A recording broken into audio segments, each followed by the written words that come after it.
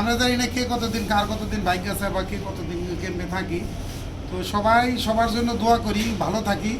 কিন্তু আমাদের এই কর্মজীবনের মধ্যে আমাদের একটা জিনিস আমাদের দরকার কি জানেন, দেখেন আমরা যখন মিডিল ইস্টে ছিলাম, আমার কার বাড়ি নোয়াখালী, কার বাড়ি চিটাং কেউ দেখি নাই, কিন্তু আমার রুমমেট ছিল একজনের আরো রুমমেটের জন্য জান দিয়ে ফেলাইতো, মারামারি করবো দরকার পর্যন্ত রুমমেটে এরকম একটা ঈদে।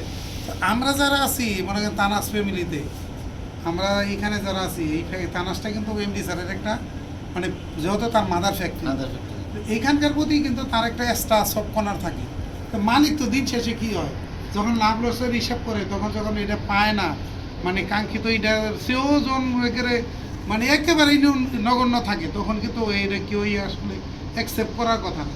তারপরেও বলবো আমাদের এমডি স্যার যে কীভাবে ধৈর্য নেয়, কীভাবে সহ্য করে, এটা মাঝে মাঝে আমরা নিজেরই করি। আমরা এলে তো পাগল হয়ে যাই। কালকে যে এক্সাম্পলের লেগে এক্সারের লেগে এমন চিলানি দিছি, মাথার মনে রোগ ছিঁড়ে ফেলে।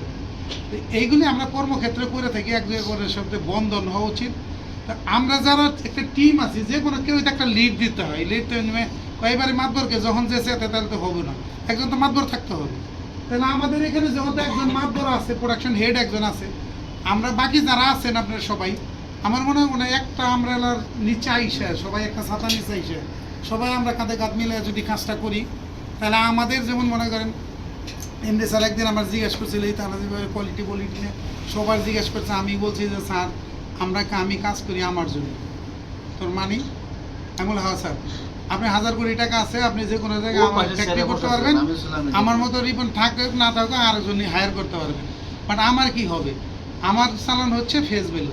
আমি যদি ভালো কাজ করি মার্কেটে আমার একটা সুনাম থাকবে, যে কোনো একটা ফ্যাক্টরিতে গেলে আমার চাকরি হবে বা ডাকবে, এই হলো আমার ফেস ভ্যালু। এই জন্য আমার ভালো কাজ করা প্রয়োজন। তো কথা বুঝতে পারছেন? তো এই জন্য আমরা নিজেদের জন্য কাজ করবো, আমরা কোম্পানির জন্য করবো না। কোম্পানি দেখেন আমাদেরকে এখানে, আমি কোম্পানিতে যদি কাজ না করি কোম্পানি আমাকে টাকা দেবে না, আর কাজ করছি টাকা দেয় না, এরকম হবে না। কিন্তু আমি আপনাদের কাছে একটা মানে জোর হাত করে বিনীতভাবে অনুরোধ করি যে আমরা এক এক জায়গায় এক একজন, দেখেন মেসি দেখেন কত ভালো খেলে আর্জেন্টিনায় থাকে, থাকতে বার্সেলোনায় থাকতে থাকতে, যখন ওরা অন্য একটা টিমে নিয়ে দেন, এই যে হামজা কত ভালো একটা প্লেয়ার, বাংলাদেশের টিমের সাথে আনছে, ভালো করতে পারতেছে না, তার কি ওই টিমটা তার সাথে বন্ডিং হচ্ছে না। এই বন্ডিংটা যে পর্যন্ত ভালো না হবে ওই পর্যন্ত কিন্তু আমরা ভালো কিছু আশা করতে পারবো, ঠিক কিনা? তাহলে আমাদের একটা বন্ডিং দরকার।